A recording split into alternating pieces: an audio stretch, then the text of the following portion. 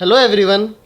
आज के वीडियो में हम देखेंगे कि प्रोजेक्ट ऑपरेशन की इम्प्लीमेंटेशन कैसे होती है क्यूरी प्रोसेसिंग एंड ऑप्टिमाइजेशन के टॉपिक में। तो प्रोजेक्ट ऑपरेशन जैसे कि आपको पता है पाई ऑपरेटर से हम लिखते हैं रिलेशनल अलजेब्रा में। ये बहुत इजी होता है अगर एट्रीब्यूट लिस्ट में कोई भी की है रिलेशन की। उससे क्या फ़ायदा होता है, अगर की है, की के होने से क्या होता है कि जो आपका डुप्लीकेट वैल्यूज़ हैं वो ऑटोमेटिकली रिमूव हो जाती हैं। अगर की है आपके रिलेशन में then duplicate elimination is not required, क्योंकि डुप्लीकेट एलिमिनेशन वो अपने आप होता है।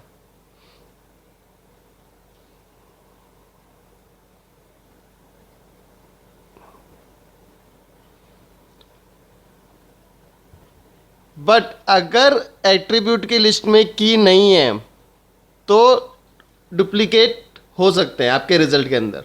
तो उस केस में हम क्या करते हैं, हमें डुप्लीकेट्स को रिमूव करना होता है। और डुप्लीकेट को रिमूव करने के दो तरीके हैं। या तो आप सॉर्टिंग का तरीका यूज़ कर सकते हो या फिर हैशिंग का तरीका भी हम यूज़ कर सकते हैं। तो देखो सॉर्टिंग क्या कहता है कि result of the operation is first sorted. जो रिजल्ट आया उसको सॉर्ट करो, उसके बाद डुप्लीकेट टपल्स जो कि एडजेसेंट अपीयर कर रहे हैं उनको हम हटाते हैं। तो इस वीडियो में जो एल्गोरिथम हम देखेंगे अभी प्रोजेक्ट ऑपरेशन का, उसमें हम सॉर्टिंग का मेथड यूज़ करेंगे पूरा। उसके बाद हैशिंग टेक्निक क्या कहती है, as soon as the tuple is hashed and inserted in memory hash file bucket it is first check against those tuple that are already present in the bucket.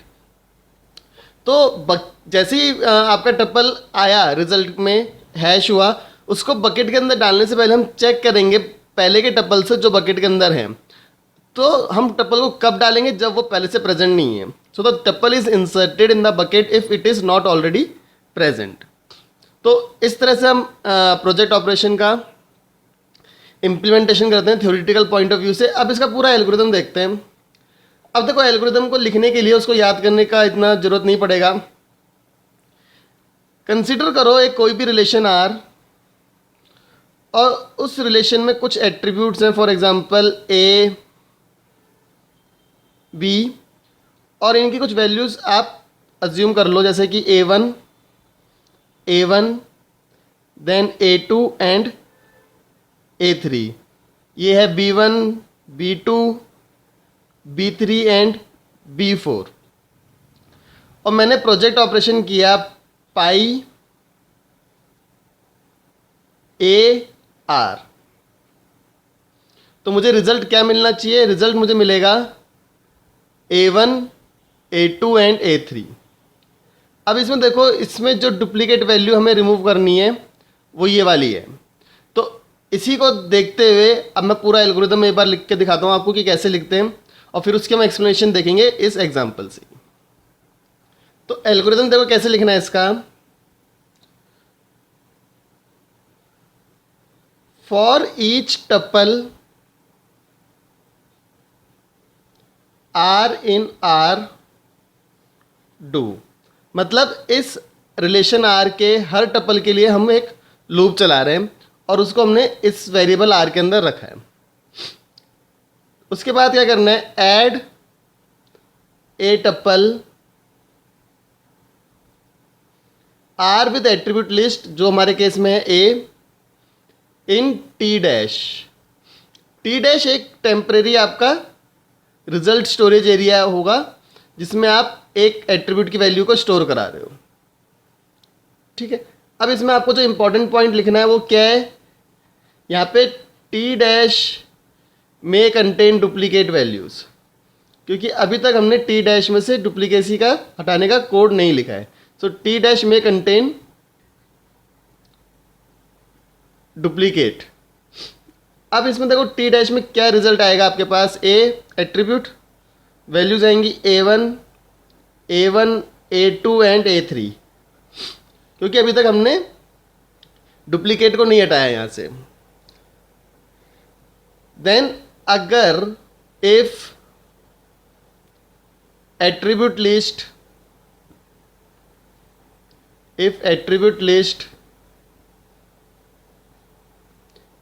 includes key of R that means अगर A is key of R, इस question में, इस particular example में, if A is key of R then T is equals to T dash. Simply जो हमारा answer है जिसको हम टी के अंदर ले रहे हैं, आप उसमें पूरा टी डैश को रख दो, क्योंकि अगर की होगा ये ए तो डुप्लीकेसी अपने आप हट जाएगी। बट अगर ऐसा नहीं है, एल्स, देन बिगिन। अब देखेंगे कि हम इसमें से कैसे डुप्लीकेसी को हटाते हैं। सबसे पहला काम मैंने क्या कहा था कि आपको रिजल्ट को सॉर्ट करना है। सो बिगिन के बाद आपको लिखना है sort tuples in T dash, जो इस केस में ऑलरेडी सॉर्टेड है। Then take two variables i is equals to 1 and j is equals to 2। तो अगर आप देख रहे हो इस वक्त i मेरा पॉइंट करेगा इसको और j पॉइंट करेगा यहाँ पे, ठीक है। और लूप कब तक चलाओगे? While i is less than equals to nr। nr क्या है? nr are number of rows और नंबर ऑफ टपल्स।